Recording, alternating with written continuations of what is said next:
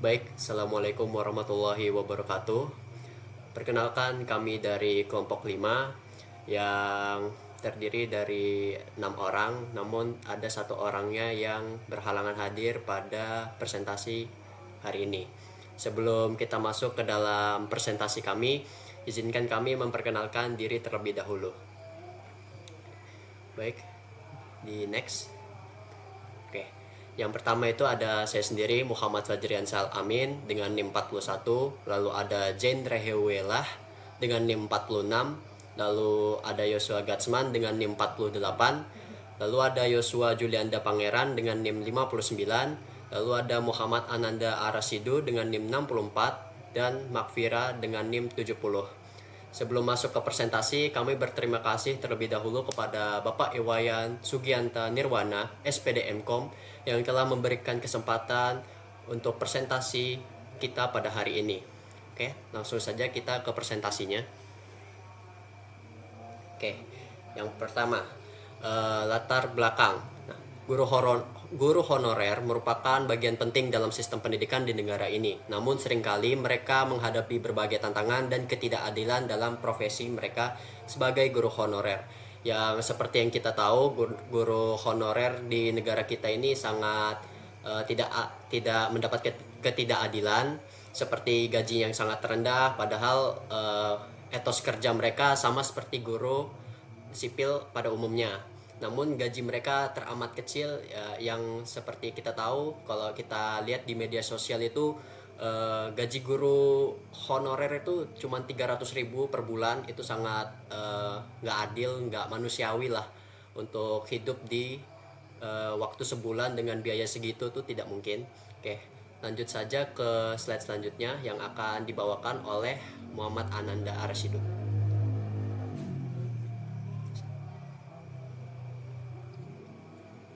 Baik, perkenalkan nama saya Muhammad Ananda Rasidu dengan NIM 64. Saya akan menjelaskan rumusan masalah. Yang pertama yaitu apa itu profesi kependidikan. Profesi kependidikan merupakan definisi dari pekerjaan yang berkaitan dengan mendidik atau mengajar, melakukan pelatihan dan pembimbingan terhadap orang lain dengan tujuan untuk meningkatkan pengetahuan, keterampilan, dan perkembangan individu tersebut. Yang kedua, apa yang menyebabkan guru honorer mengalami kerugian dan ketidakadilan. Kerugian dan ketidakadilan guru honorer diambil yaitu dalam teori keadilan, Rawis menjelaskan bahwa individu tidak mengetahui status sosial, kemampuan, juga keberuntungannya dalam masyarakat, yang berarti keadilan sebagai fairness, yaitu keadilan yang sepenuhnya adil bagi semua individu.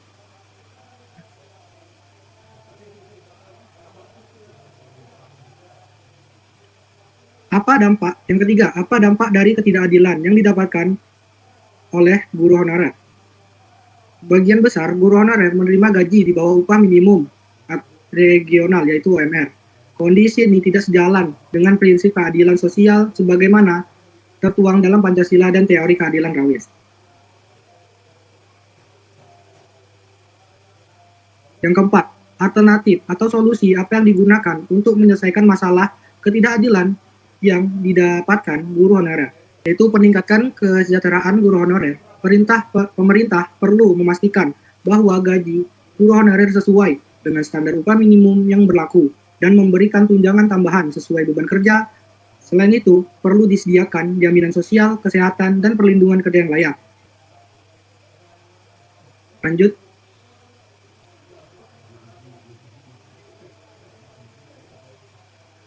Selanjutnya yaitu tujuan penulisan. Yang pertama, mengetahui definisi profesi kependidikan. Terus yang kedua, mengidentifikasikan faktor-faktor penyebab guru honorer mengalami ketidakadilan. Selanjutnya, yang ketiga, menganalisis dampak dari ketidakadilan terhadap guru honorer. Terus yang keempat, menemukan dan mengusulkan alternatif solusi yang dapat digunakan untuk mengatasi masalah ketidakadilan yang didapatkan guru honorer.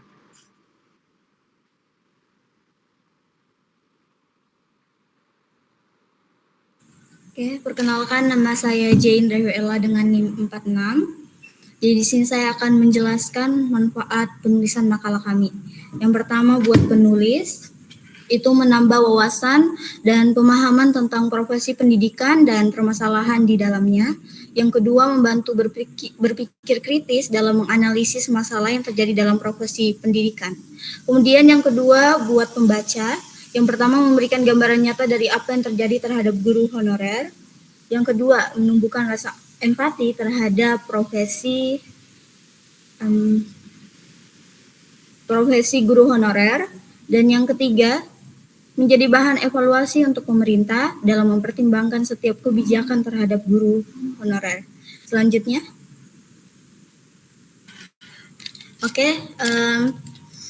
selanjutnya ada definisi dan konsep dasar profesi kependidikan. Profesi kependidikan merupakan definisi dari pekerjaan yang berkaitan dengan mendidik atau mengajar, melakukan pelatihan dan pembimbingan terhadap orang lain dengan tujuan untuk meningkatkan pengetahuan, keterampilan, dan perkembangan individu tersebut. Intinya, dari berbagai sumber yang dikaji, guru honorer di Indonesia masih berada dalam posisi yang sulit dan belum diperlakukan dengan adil. Mereka punya peran besar dalam pendidikan, tapi penghasilan yang diterima seringkali sangat kecil. Bahkan ada yang hanya mendapat 150.000 sampai 800.000 rupiah per bulan.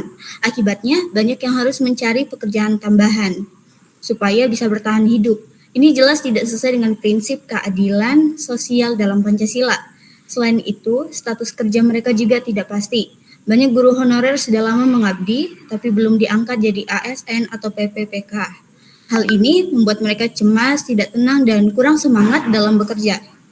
Dari sisi psikologis, gaji rendah dan ketidakpastian status membuat motivasi serta kualitas kerja menurun. Padahal menurut teori Maslow, kebutuhan dasar seperti ekonomi dan rasa aman harus terpenuhi dulu supaya seseorang bisa bekerja maksimal.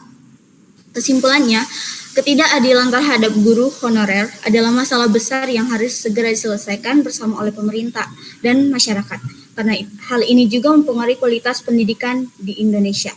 Sekian dari saya serahkan kepada presenter selanjutnya.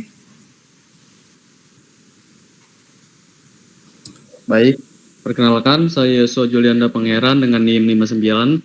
Di sini saya akan menjelaskan dari teori dan pendekatan yang relevan. Teori dan pendekatan yang relevan dengan studi kasus kerugian dan ketidakadilan guru honorer yang diambil yaitu ada 3 di sini. Untuk yang pertama yaitu teori keadilan John Rawls. Dalam teori keadilan ini, Rawls menjelaskan bahwa individu tidak mengetahui status sosial, kemampuan juga keberuntungannya.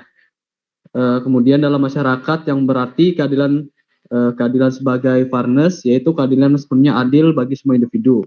Kemudian yang selanjutnya yaitu adalah teori motivasi Abraham Maslow. Di sini Abraham Maslow berpendapat bahwa ada kebutuhan yang diutamakan oleh individu, dan untuk memenuhi kebutuhan-kebutuhan itu perlu sebuah motivasi yang mendorong mereka. Dan yang selanjutnya lagi, yang ketiga yaitu pendekatan humanistik dalam pendidikan.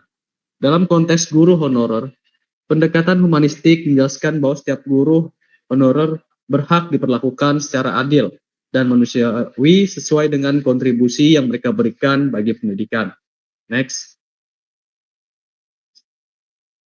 Nah, yang selanjutnya itu penjelasan terkait topik studi kasus berdasarkan literatur yang dikaji. Guru honorer sering mengalami ketidakadilan seperti gaji rendah, status kerja tidak pasti, dan kurangnya penghargaan. Hal ini berdampak pada motivasi dan kesejahteraan mereka. Solusinya adalah meningkatkan kesejahteraan, pemerataan peluang menjadi ASN, dan perbaikan sistem manajemen guru. Mungkin itu saja yang dapat saya sampaikan. Selanjutnya akan dijelaskan oleh teman saya.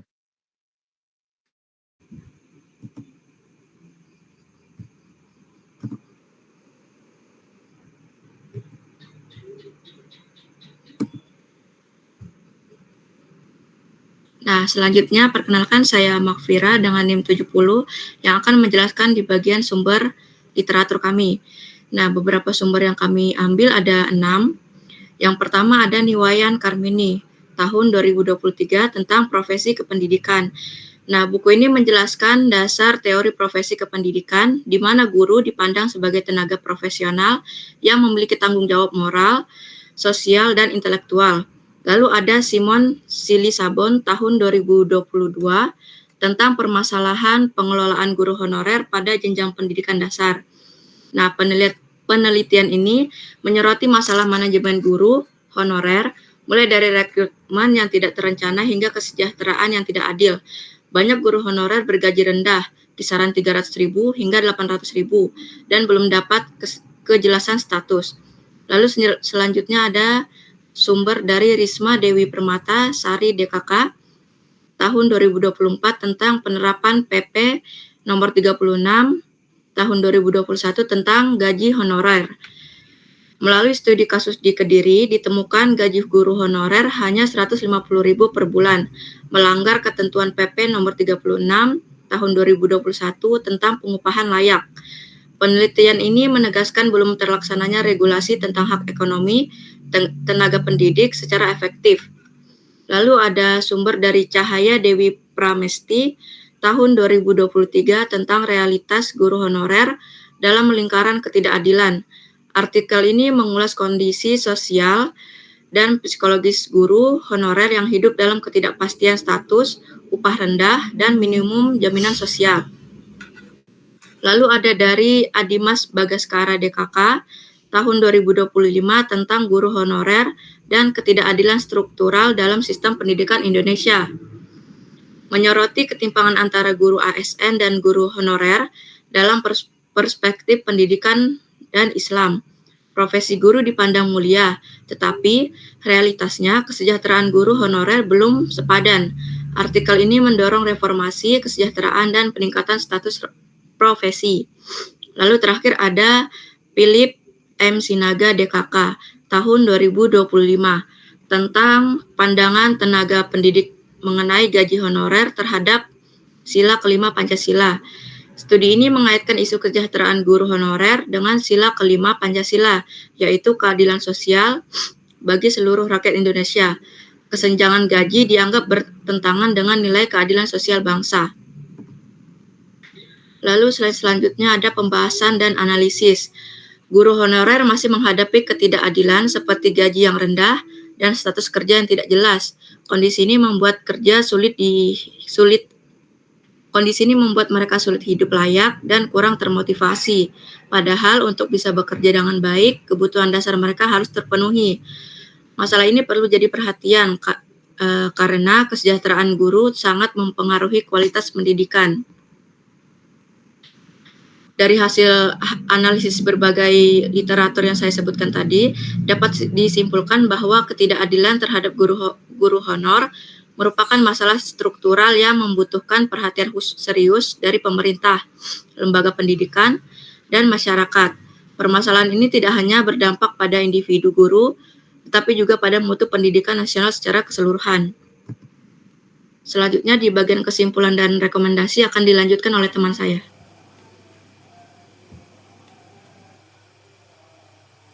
Oke, baik.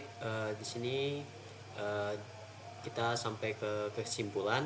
Di sini kesimpulannya adalah guru honorer adalah bagian penting dari dunia pendidikan, tapi belum mendapatkan keadilan yang layak, baik dari segi gaji, status kerja maupun penghargaan profesi. Sesuai dengan teori keadilan John Rawls, diperlukan kebijakan yang benar-benar berpihak pada kesejahteraan dan pengakuan guru honorer agar mereka diperlakukan setara dengan tenaga pendidik lainnya. Lalu ada rekomendasi. Yang pertama itu peningkatan kesejahteraan guru honorer. Nah, di sini rekomendasi yang pertama ini kayak peningkatan kesejahteraan guru honorer agar guru honorer itu mendapatkan kesejahteraan di saat mereka bekerja. Lalu yang kedua itu kebijakan pengangkatan yang transparan dan berkeadilan. Yang ketiga pemberdayaan dan pengembangan kompetensi. Lalu yang keempat perubahan persepsi masyarakat dan lembaga pendidikan. Lalu yang kelima reformasi sistem manajemen tenaga pendidik. Oke, cukup. Oke. Di next. Oke. Penyampaian saya terakhir tadi sekaligus menutup presentasi kami pada hari ini. Cukup sekian dan terima kasih. Wassalamualaikum warahmatullahi wabarakatuh.